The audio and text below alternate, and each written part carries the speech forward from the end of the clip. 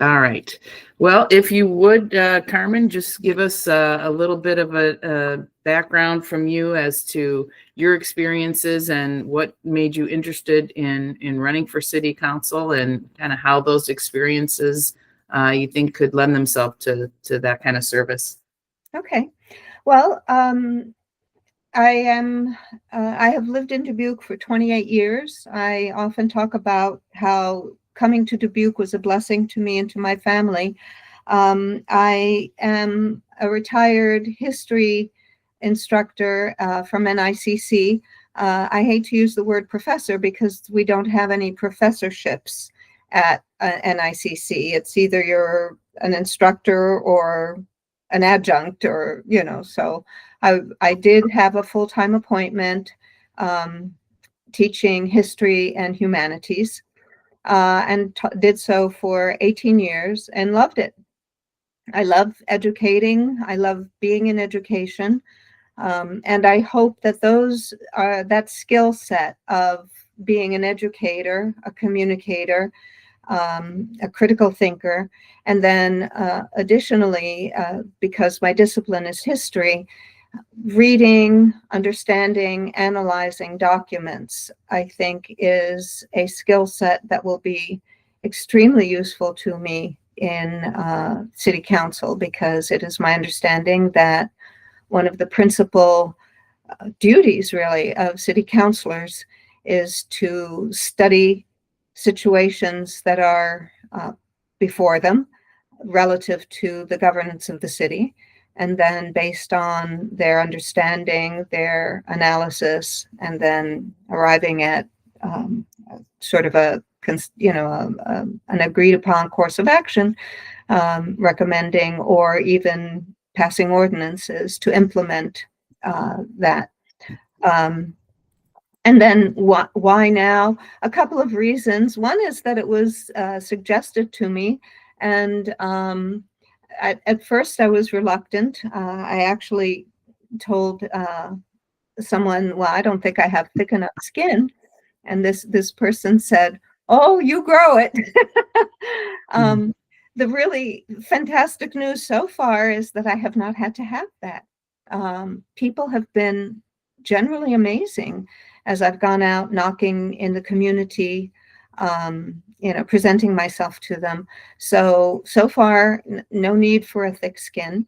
So it was presented to me. I was not real sure, but it occurred to me that because I consider living in Dubuque such a blessing, this is my opportunity to give back to the community, to serve the community in a slightly different way. I certainly saw my teaching at the community college, where we teach so many non-traditional students, so many people who are redirecting their lives and guiding them.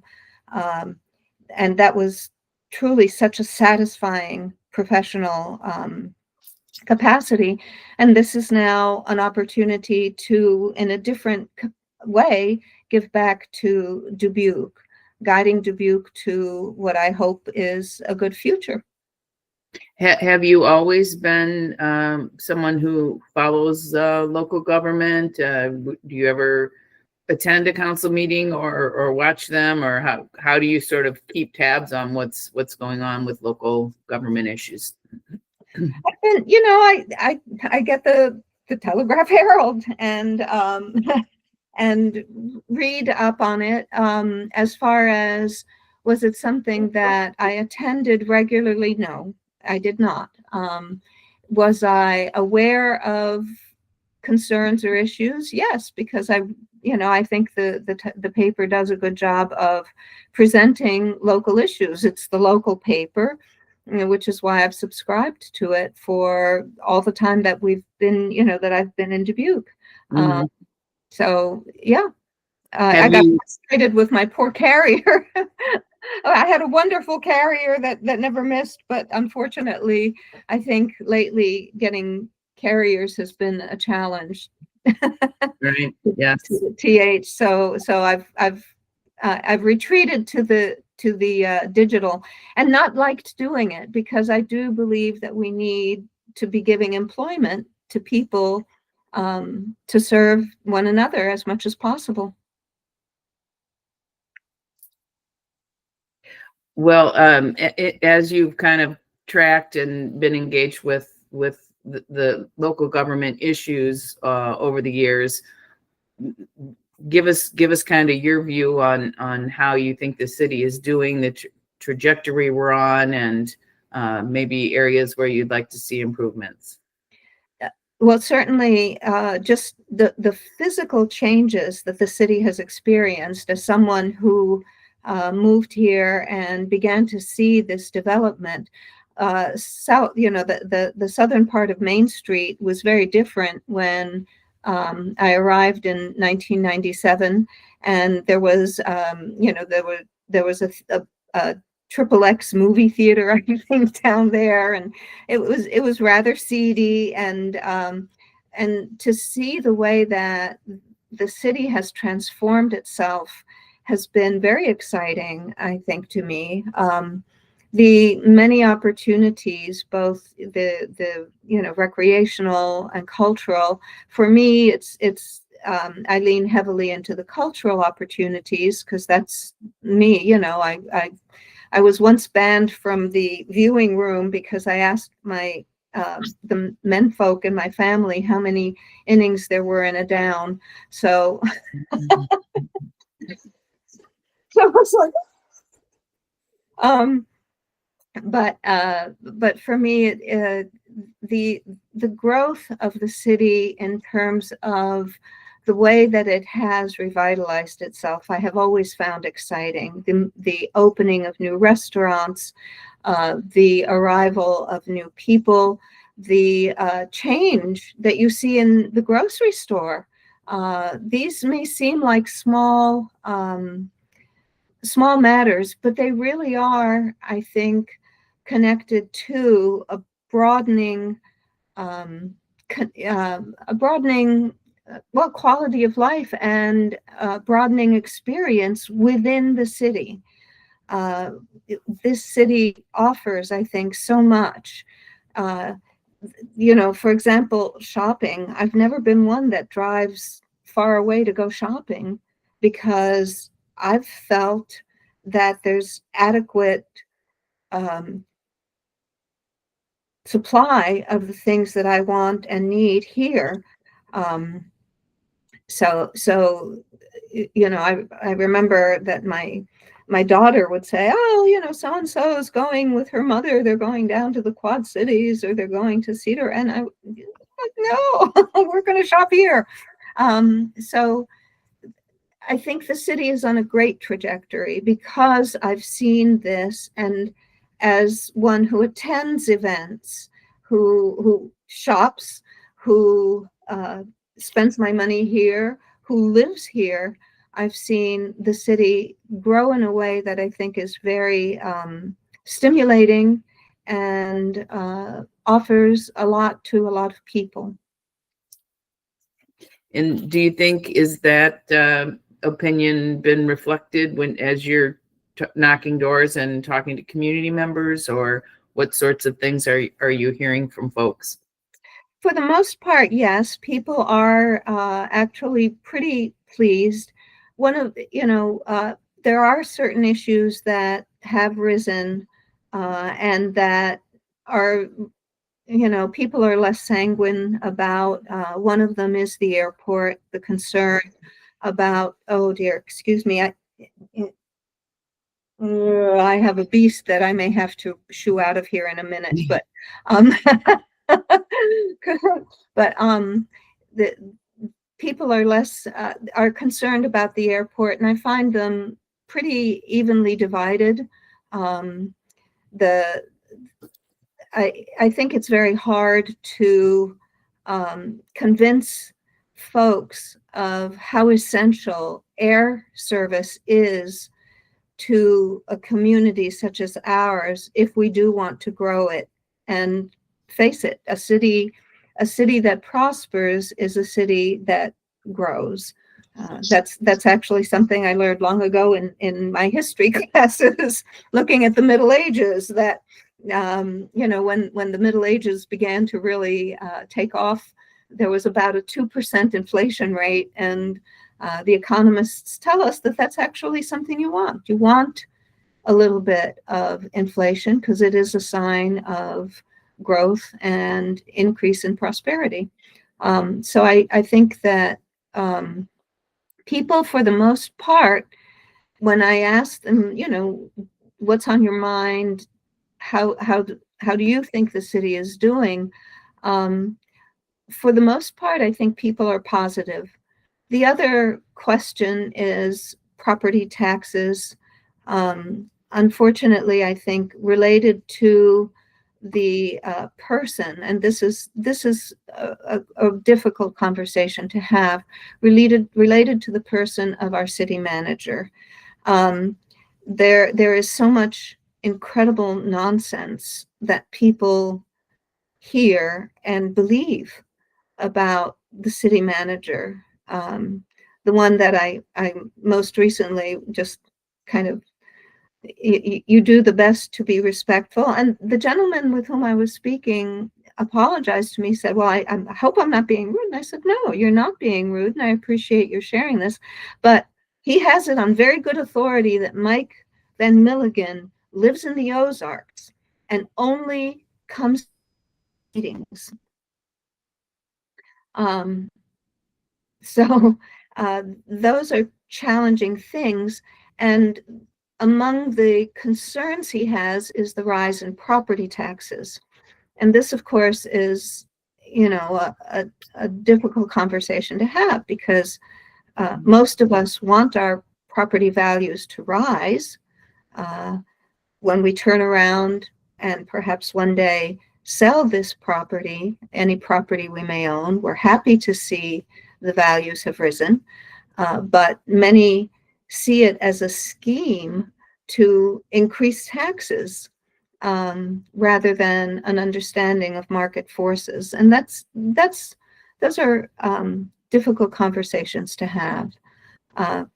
Rising costs, the what I call the pinch of rising costs, is a real phenomenon, and it is one that I think is difficult to address with people. Mm-hmm. What about you personally? Obviously, you have an understanding of the need for air service. To what degree do you think the city should financially incentivize that to keep that going? Well, I think right now the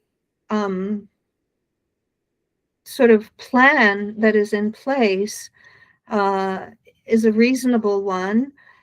We can hope that the employments increase enough that the amount of public support that is directed to the airport, and to the airline in particular, to their, what is it, MRG, a minimum revenue required. Yeah. So that can be lower. It doesn't have to be the projected amount.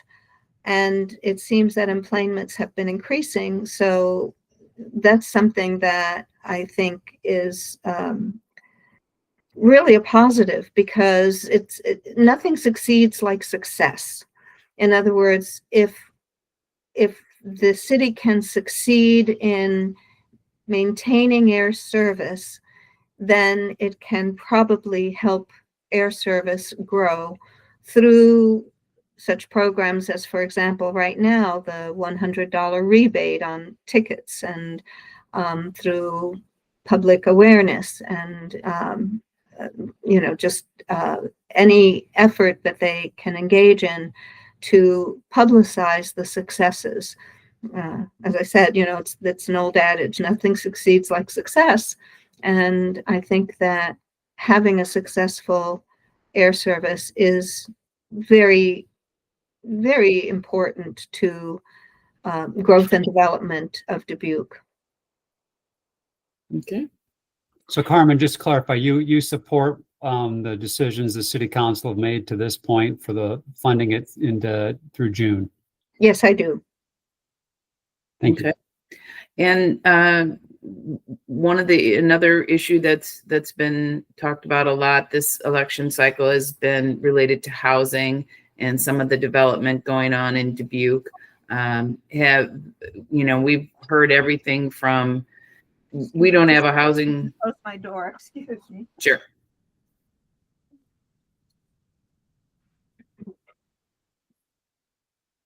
Since she ran off, I figured I'll take advantage. I'm sorry. So, housing, Okay. can you repeat your question then? Yeah, just I guess, we've heard some folks think that, there isn't a housing shortage and the city shouldn't be incentivizing as much as they should. And obviously the city has a lot of projects going. Kind of where do you fall on that and the need for that kind of development? I believe that we do need development in all, across the spectrum for housing. And for me, I have a particular emphasis and interest in continuing to expand workforce housing. The fact that there are structures doesn't mean that they're all habitable. It doesn't mean that they're all convenient. And so I think the development of apartments, rental apartments, is a really important part of, again, projecting growth. Not everybody that moves into a city is ready to acquire property. Workers often do not have the resources to acquire property. They are renters, and they probably will be renters for a while. Some never move out of being renters. That's one of the realities that we face in society. Some choose to not own property. I've met many seniors, for example, not so many here in Dubuque yet, but I've met seniors who give up property ownership precisely because it's just easier to rent, and then maintenance, repair, all of the physical care of a property falls to the landlord. So, and ideally we would have good landlords. I think that some of the development that's going on, I mentioned, for example, at the forum in what would be my ward if I'm lucky enough to be elected, is behind Blaine's Farm and Fleet, and a new development there that is basically a fine rental property that will accommodate young professionals. I mean, teachers are a good example of workforce that we don't often think of as workforce. But they need homes, they need amenities, and development such as we see is helpful. Beyond that, I think that there is plenty of development. I mean, right now the city is seeing the largest amount of development that it's ever had, in terms of homes of all kind of values. I was rather stunned when I went knocking. I think it's Creekwood Drive, on the southern edge of it. Holy cow! I live on Valentine Drive, and I thought that, a number of years ago, I thought we were going to just have one kind of large development in that area, and the dust kept coming, and the noise from the machinery kept coming, and I should have figured it out. It was because they were building a massive number of homes all across that whole street. In fact, is new. So the street itself, and then the beautiful homes out there. So we have high-end homes. We have now, I think they're called is it Switch? Is that the ones? The Switch homes are being sort of mid-level homes. And then it's wonderful that we have growth in new and affordable rental properties coming up, both within town. As I mentioned, I live on the south, and just inside the ward would be the new development on Cedar Cross Road of apartments, and then the different ones a little farther out. I think this is all really important for promoting the growth of the town, of the city. One project in particular that has gotten a lot of criticism is the Union at the Marina in Ward 3 down by the Lock and Dam. Would you have been in favor of that project? From what I've understood, I think that I would have and am, because when land lies vacant for so many years as that did, that land, that first of all, the fact that the city was faced with this vacant lot that would what for all intents and purposes would seem like a perpetuity, be unable to be developed. It made sense for the city to buy it, and then when the city tried many times to get development there, it only happened when the company from Indiana came. I think that if we want to grow workforce and we want to grow amenities, we have to have people living in places, and usually service businesses follow population.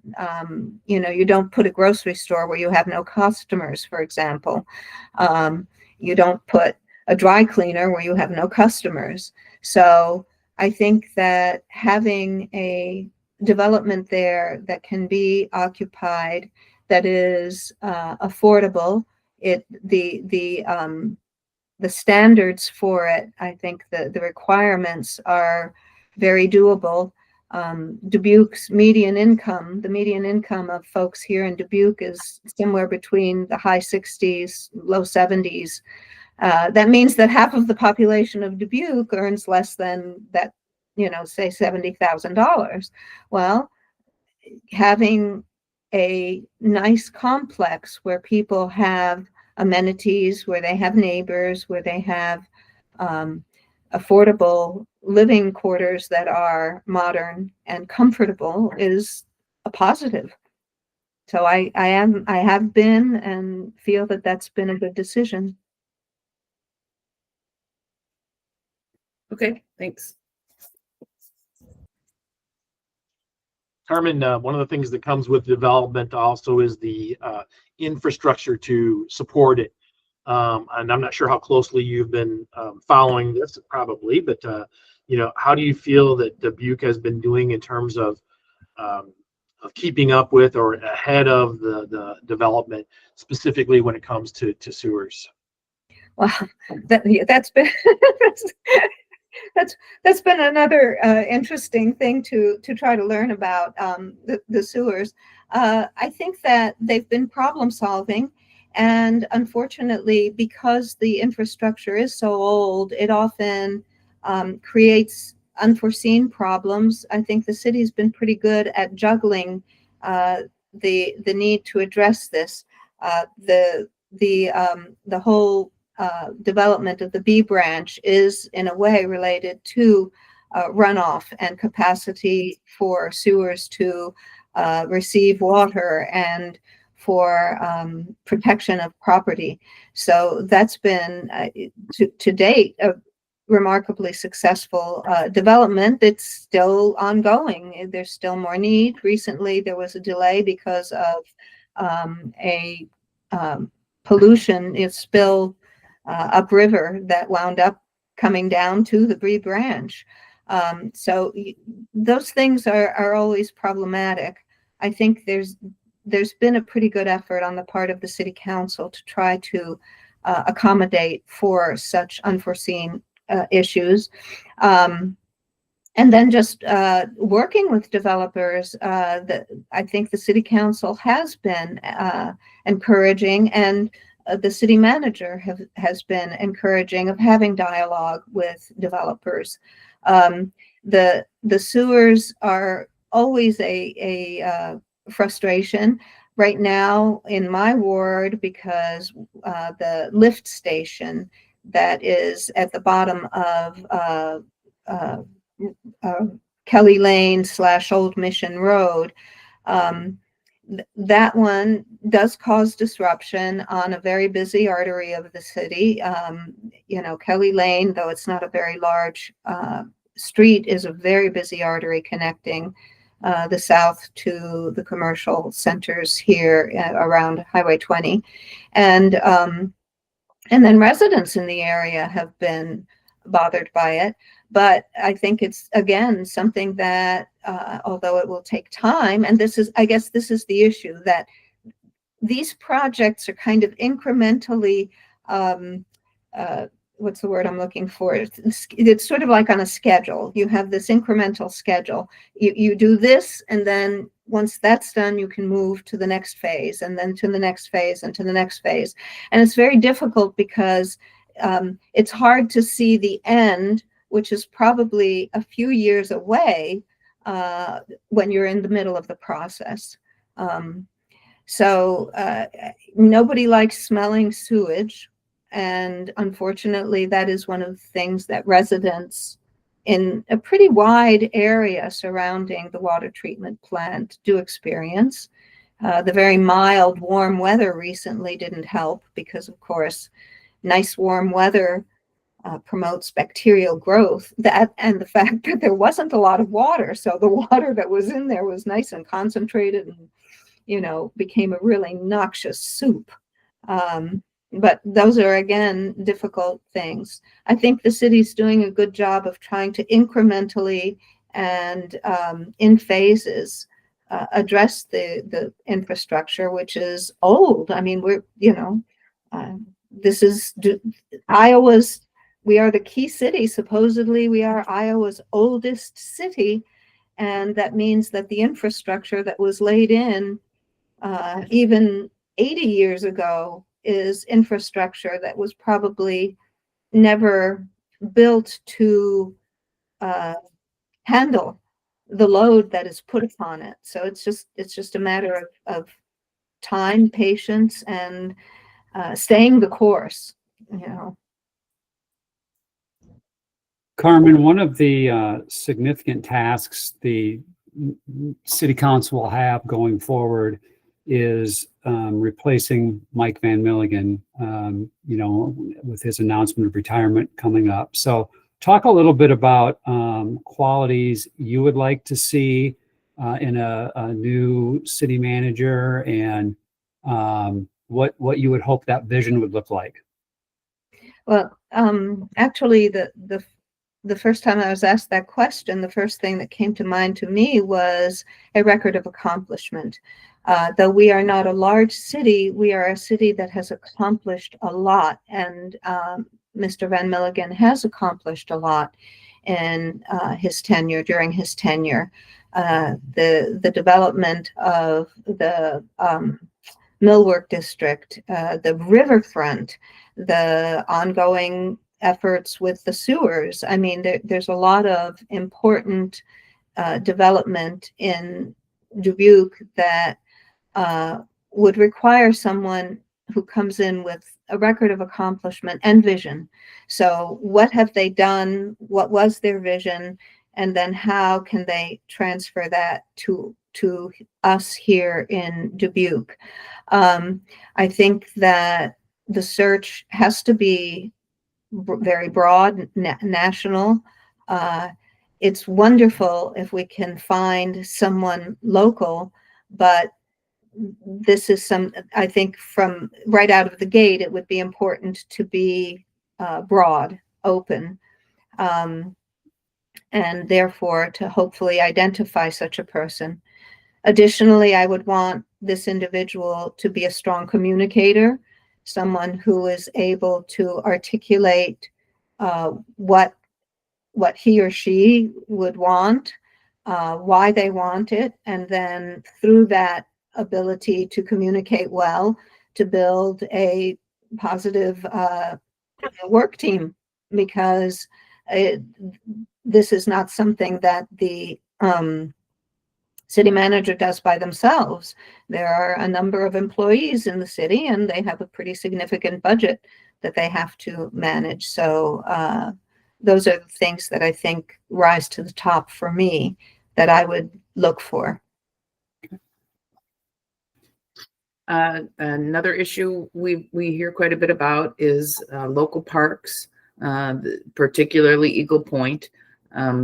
And recently, the council has prioritized some renovations and improvements at the parks, and just kind of want to get your take on how that that setting that priority and putting that money was a fairly recent thing. Long time coming. Should it have happened sooner, or what's your take on the parks? Well, I mean, I think, should it have happened sooner? If you don't have the money, it's hard to allocate. I think the parks, I think Eagle Point Park is rather interesting because in a way, part of its charm is the fact that it's not an asphalt surface. This is a natural area. And over time, natural areas, trees grow, trees die, trees get diseased. And in fact, the city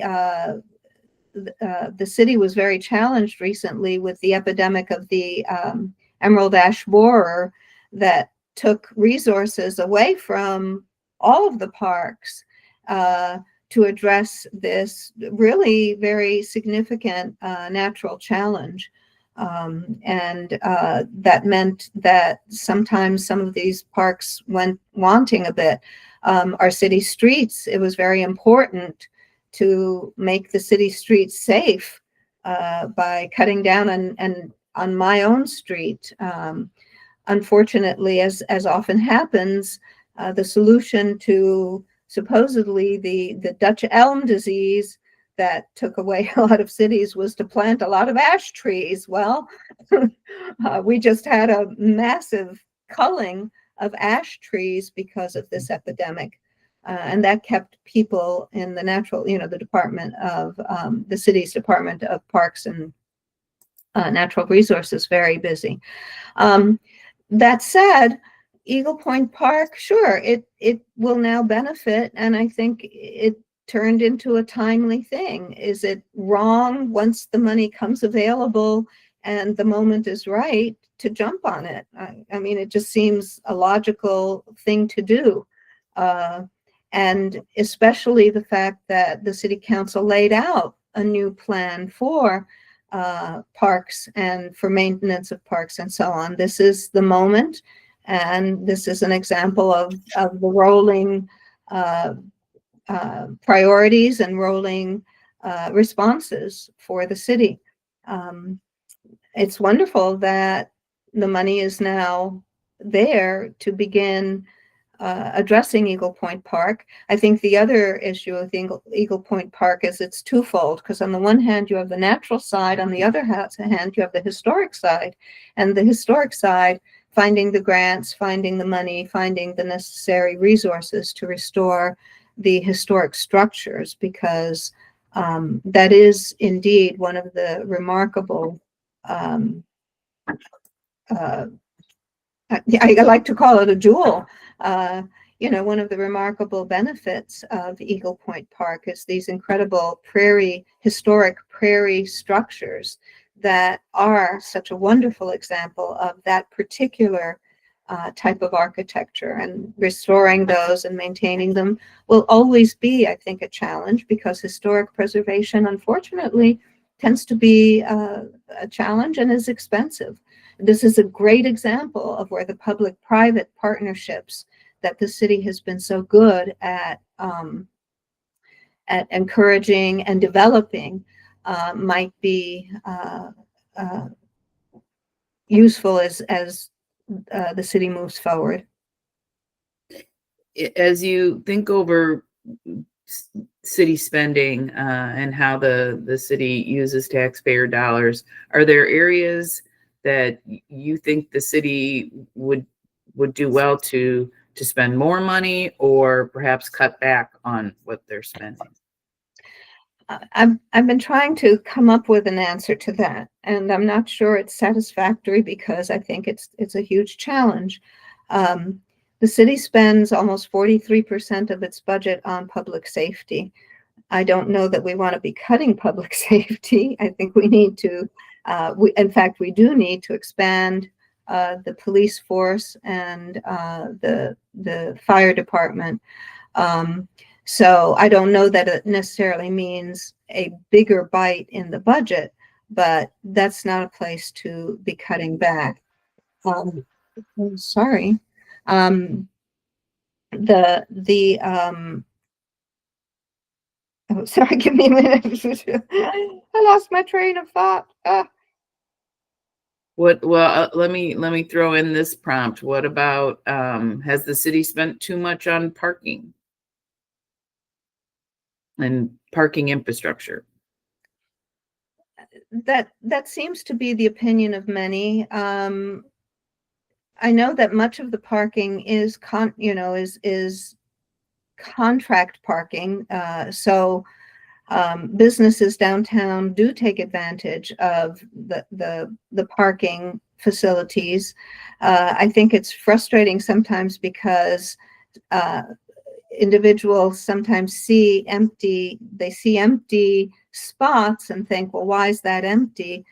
It's not, there's no easy answer for that. If it's contracted parking, it's being paid for. The other is, I'm originally from New York City, and so in New York City, if I had found a parking spot within 3 blocks of a destination, I had scored big time. So when I first came here, I found it a little funny that folks were grumpy about not being to park directly in front of their destination. In a city that's growing, in a city that has a block with numerous wonderful retail establishments, we're never going to be able realistically to park right in front of that establishment every time we try to patronize them. Does the city have enough parking? I think, they did a study not long ago, and yeah, apparently we do. What needs to be done, unfortunately, because the elements here in Iowa are kind of difficult, constant renovation, constant maintenance. I think that is a responsible, a responsible thing. There are apparently small plots here and there, small lots that could then be turned over to some kind of development, to either retail or even private home ownership, different use. And that's something that I think would be worth looking into. And it is one of the challenges, and I think it is one of the goals of the city council at this time. And I would agree with that. Okay. If you were to be elected to the council, as decisions come before you, particularly those that might be contentious or talked about a lot in the community, how would you go about gathering the opinions of your constituents to get a feel for which side they supported, and I guess how would you let that constituent opinions inform your decision making? Well, that one's always going to be, I think, a real balancing act. One of the things that I often share is that I think it's very unfortunate that a very significant C word has become equivalent of, a bad thing, and that's compromise. Compromise is really the only way things really progress. That said, input from citizens is very important. I have many acquaintances. I'm active in the League of Women Voters. I'm a member of, other civic groups. the NAACP, although I don't always attend their meetings. I believe very strongly in their mission.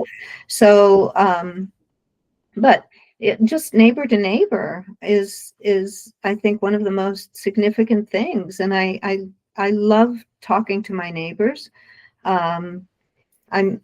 You might tell I'm kind of talkative. And so it is about the other C word, communication.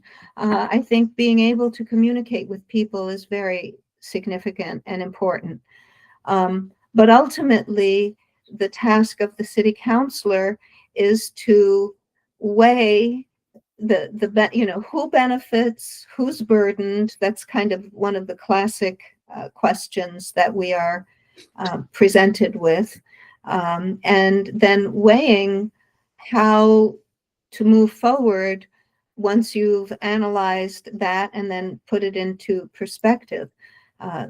There's no doubt that citizen input is important. Unfortunately, citizen input isn't the only consideration that we have to have. Mm-hmm.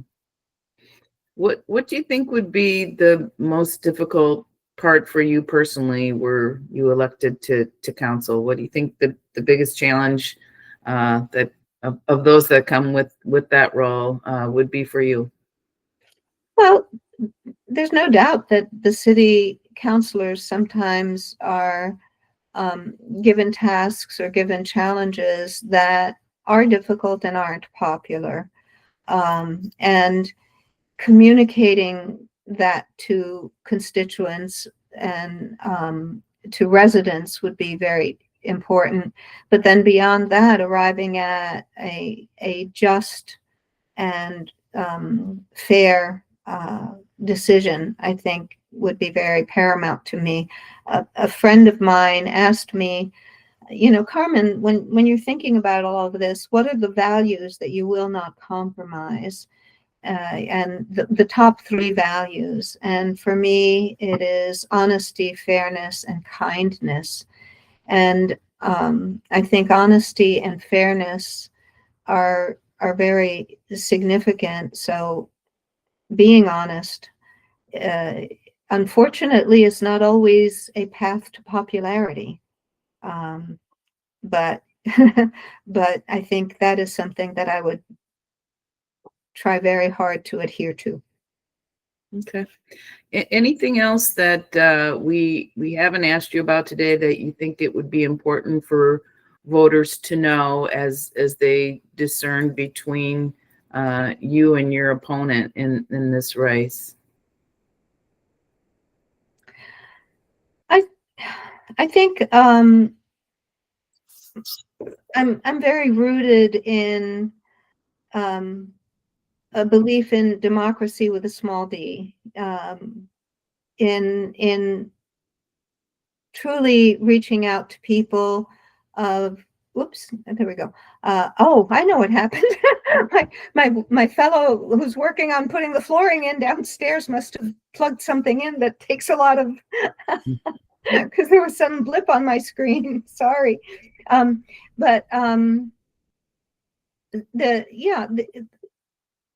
For me,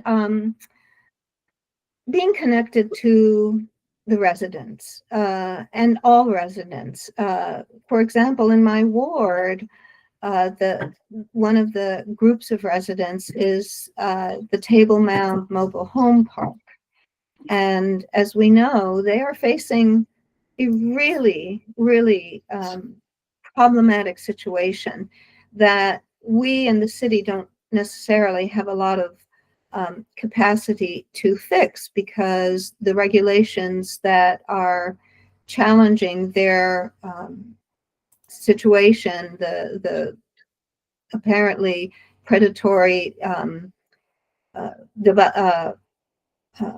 company that has come in to own and manage that facility, those are state regulations.